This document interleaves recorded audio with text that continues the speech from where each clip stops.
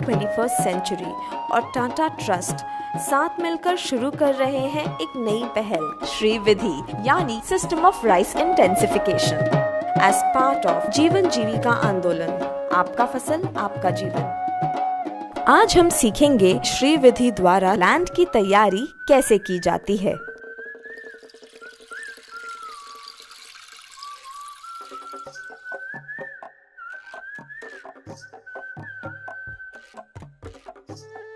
सी पद्धति में जब धान की खेती करते हैं हम लोग, तो खेती से लगभग 40-45 दिन पहले ही पूरा अच्छी तरह से लैंड को पूरा प्रिपेयर करना चाहिए और लैंड को पूरा 2-3 बार प्लाइंग करना चाहिए, चाहे वो ट्रैक्टर से या फिर बुलक ड्रम पावर से। क्योंकि इससे क्या होगा, जो प्यूपल कंडीशन में जो कीड़े वगैरह जो मिट्टी में रहता है वो ऊपर आके मर जाते हैं और जितना भी स्टबल्स वगैरह हो, जो भी घास फूस जो भी हो फील्ड में, वो पूरा साफ़ हो जाता है। ताकि जब हम और उसके बाद 10-15 दिन के बाद हम लोग इसमें ग्रीन मैन्योर के हिसाब से ढांचा वगैरह जब इसमें डालेंगे और 30 डेज के बाद फ्लावरिंग आने से पहले ही वो ढांचा वगैरह जो भी कुछ हम लोग ग्रीन मैन्योरिंग के हिसाब से किए थे उसको पूरा मिट्टी में मिला देंगे, ताकि वो एडिशनल कुछ ग्रीन मैन्योर भी ऐड हो जाएगा सॉइल में। तो जो जितना हम लोगों का जो न्यूट्रिएंट रिक्वायरमेंट है क्रॉप का, वो थोड़ा कम हो जाएगा।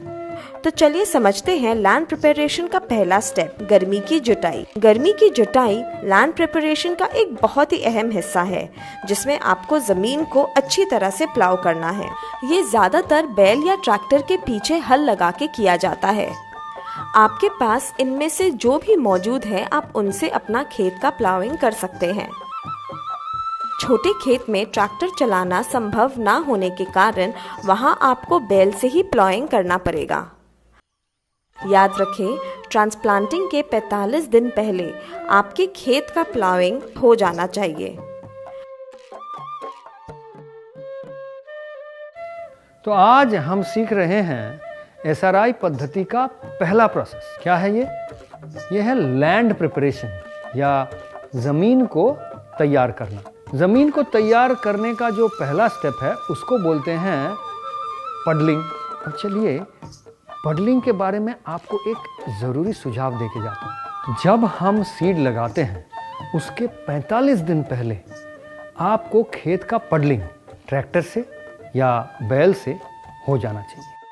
अब आगे देखते हैं लैंड प्रिपरेशन का दूसरा स्टेप, जो है प्लॉट की सफाई। प्लॉट सफाई एक बहुत ही आसान तरीके से किया जाता है। प्लॉट या प्लॉट से लगे जो बंद हैं, उसमें कुदाल से बार बार मारने से पिछले बार की खेती की वजह से जमे हुए घास फूस बाहर आ जाते हैं। इसके अलावा आप हाथ से भी प्लॉट की सफाई कर सकते हैं। अपने हाथों से ज़मीन पे जमा हुआ घास फूस को उठा लें और उसे प्लॉट के बाहर फेंक दें। आपका प्लॉट अगले स्टेप के लिए तैयार हो जाएगा। प्लॉट की सफाई करना बहुत ही ज़रूरी है, क्योंकि इससे पिछले बार की खेती में रह गए कीड़े मकोड़े, उनके अंडे या फिर चूहे आपके खेत से बाहर हो जाते हैं और आप बिल्कुल निश्चिंत होकर स्वच्छ तरीके से खेती कर सकते हैं।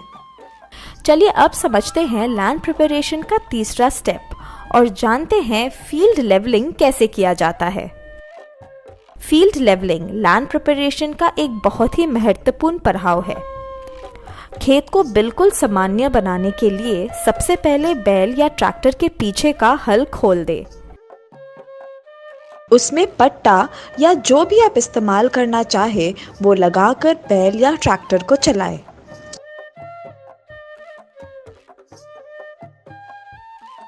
और देखिए कुछ ही देर में कैसे आपके खेत हो जाते हैं बिल्कुल लेवल्ड।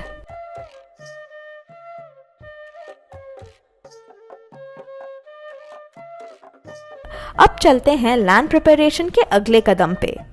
आइए जानते हैं ड्रेनेज लाइन की तैयारी कैसे की जाती है। प्लॉट सफाई करते समय ड्रेनेज लाइन भी तैयार हो जाता है, क्योंकि इनकी कार्यविधि एक समान है। याद रखें, ड्रेनेज लाइन 6 इंच की होनी चाहिए। यह करना जरूरी है ताकि खेत में पानी जम ना सके। अब जल्दी से लैंड प्रिपरेशन का एक रिकैप कर लेते हैं। पहला स्टेप है गर्मी की जुताई, जिसमें बैल या ट्रैक्टर से फील्ड को प्लाउ करें, प्लॉट को क्लीन कर ले। स्टेप 3, लैंड को लेवल कर ले। और स्टेप 4 आखिर में ड्रेनेज लाइंस बना ले। याद रखें, आपका खेत 3 बार जोता होना चाहिए। अगर मिट्टी नरम हो तो 1 बार और अगर मिट्टी करी हो तो 3 बार। जमीन पे जितनी भी मिट्टी का गांठ है उनको तोड़ना आवश्यक है। अप्रैल के अंदर आपका लैंड प्रिपरेशन समाप्त हो जाना चाहिए। अगली बार हम सीखेंगे श्री विधि द्वारा सीड ट्रीटमेंट कैसे किया जाता है।